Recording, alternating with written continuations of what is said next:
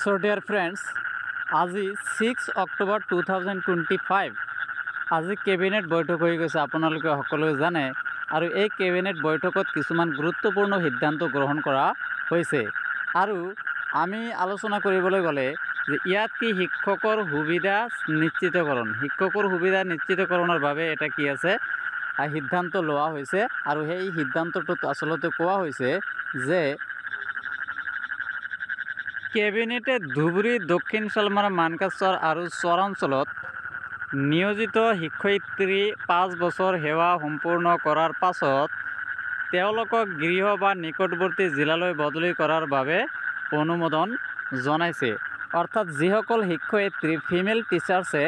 কি কৰি আছে সাউথ শালমাৰা মানকাছাৰ আৰু ধুবুৰী জিলাত কাম কৰি আছে তেখেতসকলৰ 5 বছৰ কাম কৰাৰ পিছত চাকৰি 5 বছৰ সম্পূৰ্ণ কৰাৰ পাছত তেওঁলোকক কি কৰিব নিজ গৃহলৈ অথবা নিকটৱৰ্তী জিলালৈ বদলি কৰাৰ যি ব্যৱস্থা সেইটো অসম চৰকাৰে গ্ৰহণ ইতিমধ্যে কৰিছে। আৰু এটা কথা আছে যে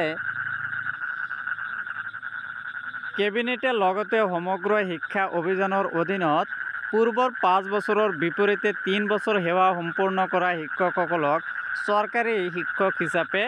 নিয়মীয়াকৰণৰ বাবে অনুমোদন জনাইছে। অৰ্থাৎ সমগ্ৰ শিক্ষা অভিযান এইটো হৈছে সৰ্বশিক্ষা অভিযানৰ যি আগতে 5 বছৰ কাম কৰিলে তেখেতসকলক কি কৰা হৈছিল নিয়মীয়াকৰণ কৰা হৈছিল, ৰেগুলাৰাইজেশ্যন কৰা হৈছিল, কিন্তু এইটো 5 বছৰৰ পৰা কমাই 3 বছৰ কৰা হৈছে। 3 বছৰ কাৰ্য সম্পন্ন কৰিলে তেখেতসকলক চৰকাৰী শিক্ষক হিচাপে নিয়মীয়াকৰণৰ বাবে অনুমোদন চৰকাৰে জনাইছে। এতিয়া আমি ইংলিছ ভাৰ্চনটো দেখিবলৈ গ'লে ইয়াত আপোনালোকে দেখা পাইছে you can see here ensuring welfare of our teachers. So if you see in the first point, Cabinet has approved the transfer of women teachers posted in Dhubri, South Salmara, Mankasar and Chor areas to their home or nearby districts on completion of 5 years service. That means that female teachers who have been worked in South Salmara, Mankasar and Dhubri and Chor areas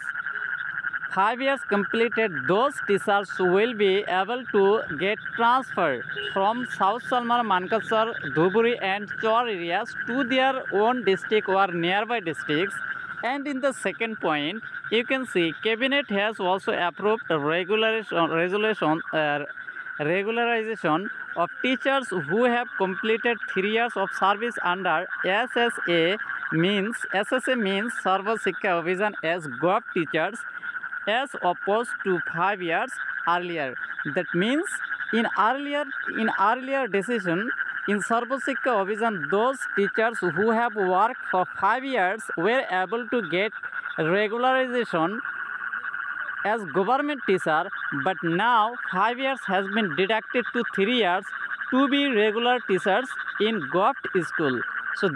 this is the information, and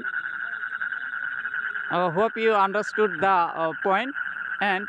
subscribe my channel to get more informative videos. Thank you very much.